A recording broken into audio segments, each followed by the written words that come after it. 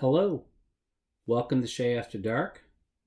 I'm Keith Kaye, and I'm hoping to make you laugh a little bit tonight. I'm quite good at making people laugh. My wife, I've been married to for 24 years.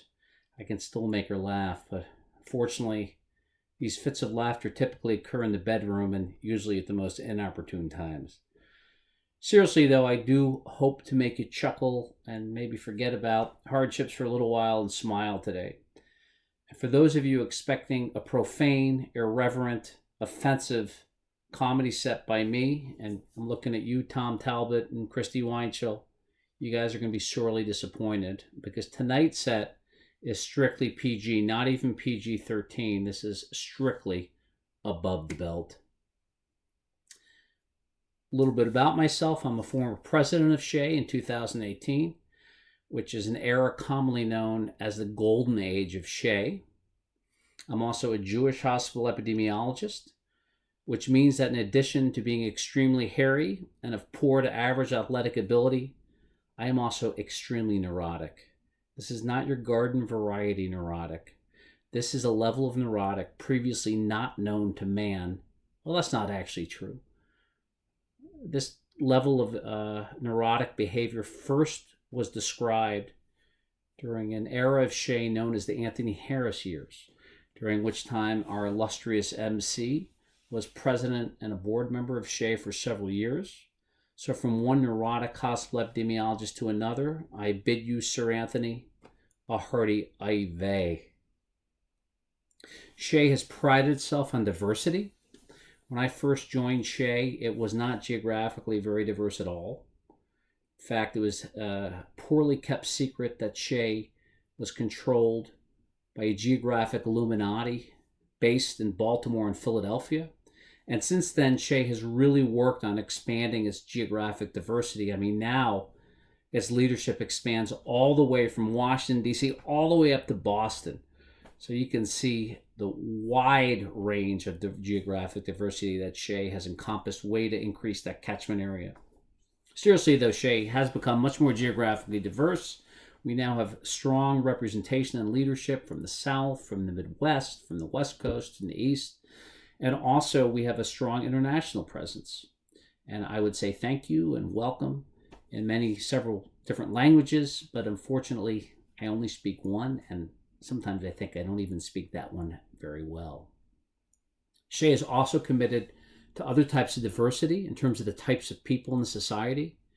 I can attest to this because when I first joined SHEA, it catered exclusively to nerds.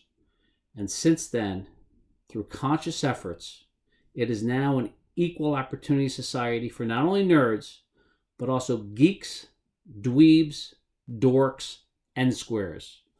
Way to push that diversity card, SHEA. Way to go.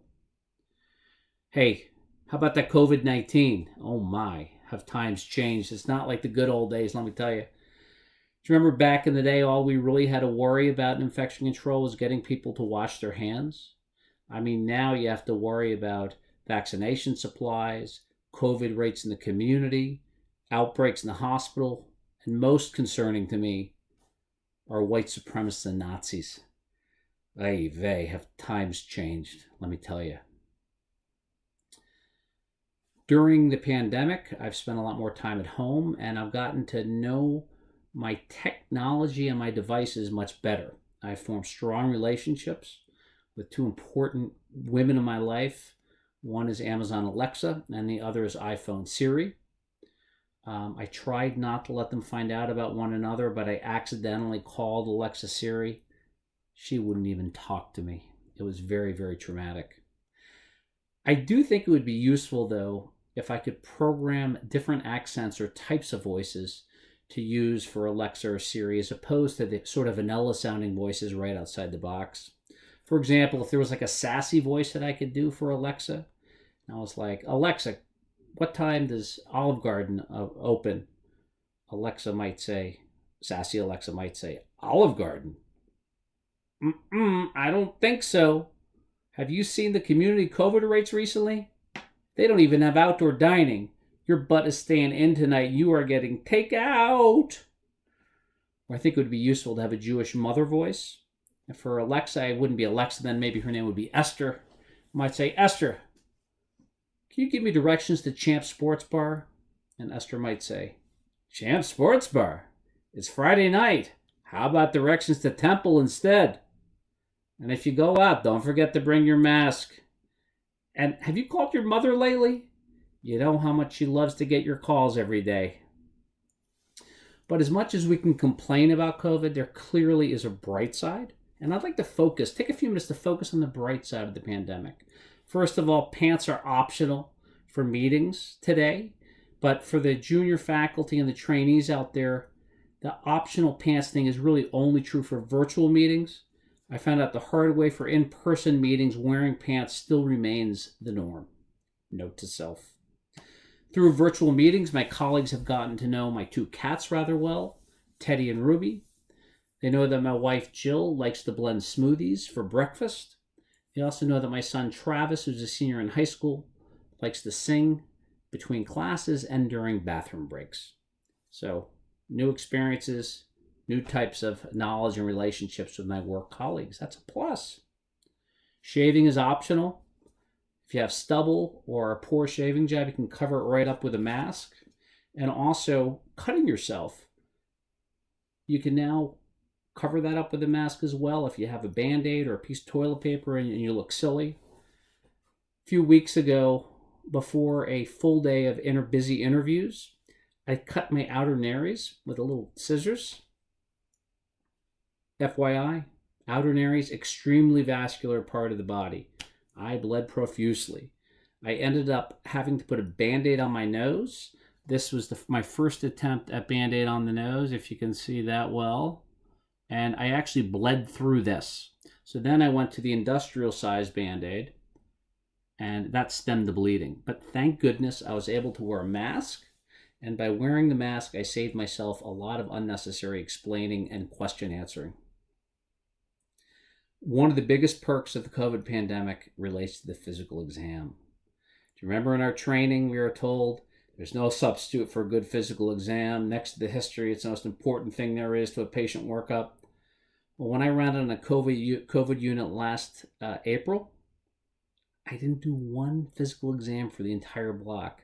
I mean, my stethoscope was dustier than that of an orthopod by the end of the block. So maybe physical exam, maybe not so essential or important.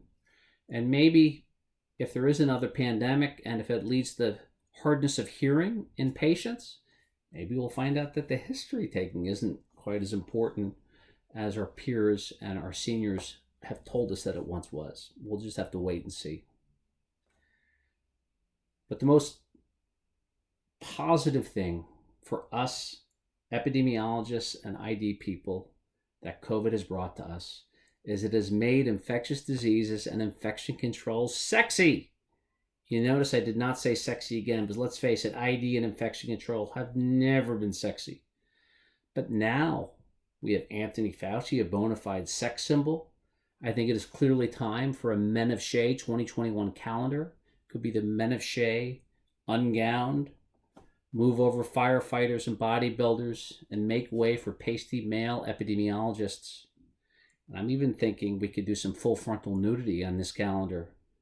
But in the SHEA world, full frontal means no mask.